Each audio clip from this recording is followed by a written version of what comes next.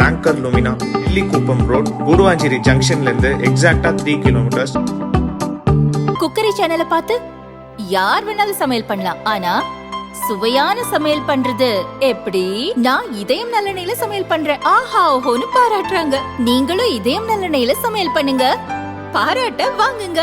தினம் தோறும் வாங்குவே இதயம் இதயம். ஃபெஞ்சல் புயலால் சென்னை உட்பட பல்வேறு மாவட்டங்களில் சூறை காற்றுடன் கனமழை பெய்து வருகிறது.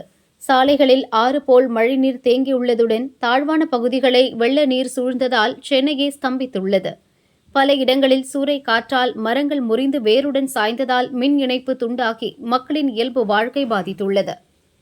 இந்த நிலையில் சென்னை உட்பட 4 மாவட்டங்களில் மின் கட்டணம் செலுத்துவதற்கான கால அவகாசத்தை நீட்டித்து மின்துறை உத்தரவிட்டுள்ளது.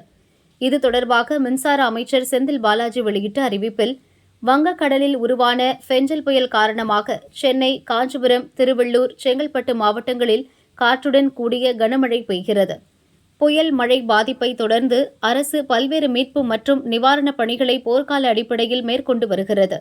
இந்த 4 மாவட்டங்களிலும் புயல் மழையால் ஏற்பட்டுள்ள இடர்பாடுகளை கருத்தில் கொண்டு நவம்பர் 30 முதல் டிசம்பர் 9 வரை மின் கட்டணம், இதர நிலுவைக் கட்டணங்களை செலுத்த வேண்டிய மின் நுகர்வோர்கள் அபராத தொகை இல்லாமல் டிசம்பர் 10ஆம் தேதிக்குள் செலுத்த கால அவகாசம் நீட்டிக்கப்படுவதாகவும் கூறியுள்ளார்.